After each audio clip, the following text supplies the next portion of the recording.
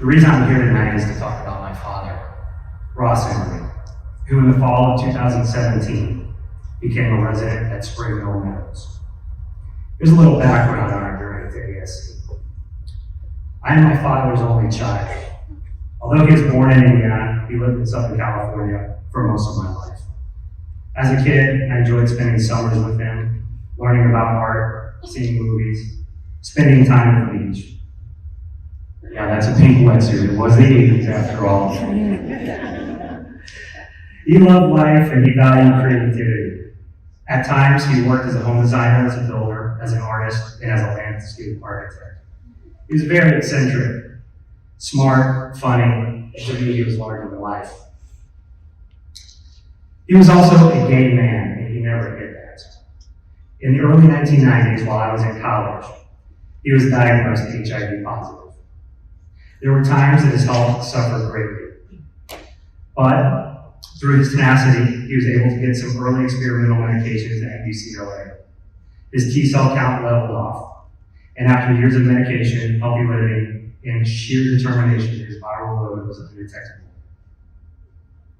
By the early 2000s, he was able to watch me get married, meet his grandchildren, and live a mostly normal life. Having a family of my own, a career being 2,000 miles apart, meant that our communication was mostly by phone. But things took a turn by 2011. My eccentric father had begun behaving erratically. He was not just being eccentric. There were noticeable changes to his cognitive functions. His moods started to swing wildly. He started having seizures. And most importantly, he stopped taking his medications. I flew out to Southern California for an emergency visit in 2013. We had agreed to meet at one of our favorite shopping malls, one that we used to go to when I was a kid. And as I sat there waiting for my dad to arrive, wondering why we weren't meeting in his apartment, this tiny little old man walked up to me. He was clearly homeless with disheveled hair, dirty clothes, and wheeling a suitcase. And I thought, why is this guy approaching me? It took me a couple seconds to realize that it was my father. And it was very clear that I had no clue what was really going on. He was physically broken and malnourished. He was having confusion and mood swings. He lost his apartment and was staying at a homeless shelter. In the few days that I was there, I met with his doctors and I was able to get him into a facility for a short time. That didn't last long and he was on the streets again pretty quick. Ultimately, a few months later, my wife and I decided that the only thing that I could do was to put him on a plane and bring him back to our house in Indiana. Caring for an aging parent is difficult, but caring for a parent that has mental problems, HIV positive, no established residence, trying to get the power of attorney and living will in place was completely overwhelming. He couldn't stay at our house for long, so we set him up in his own apartment.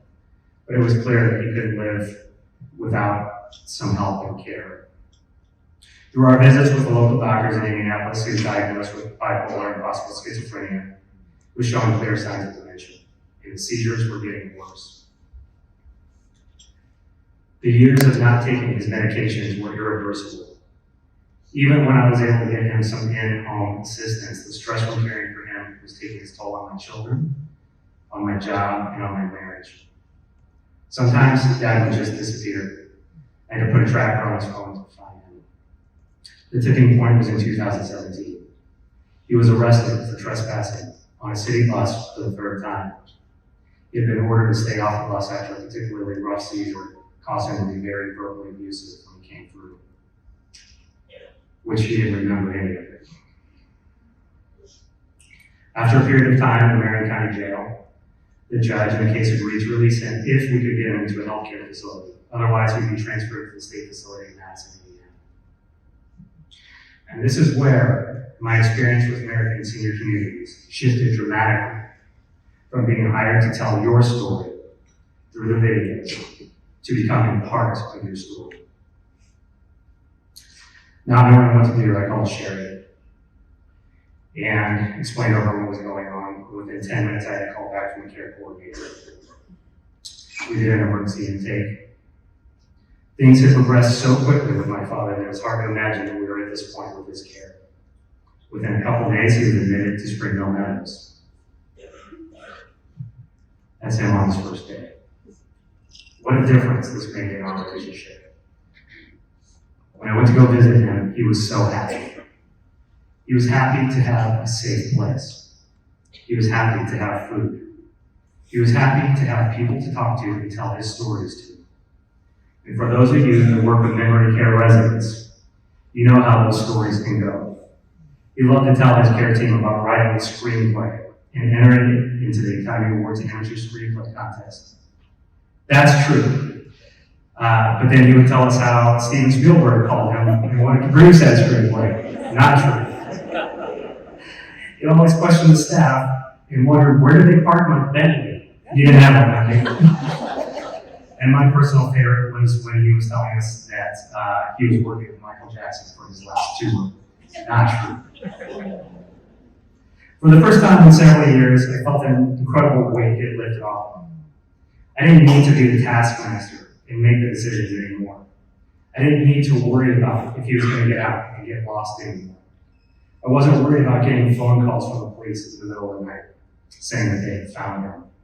And I didn't need to worry about whether or not he was in pain or suffering or taking his medications. For the first time in years, I was able to just enjoy his voice and have a connection with the man that I knew and loved.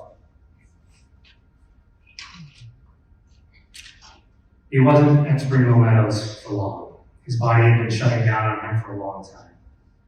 I got to spend Father's Day with him in his room, and 3 days later, at 8:30 a.m. on the morning of June 20, 2018, my father passed away. He was 69 years old.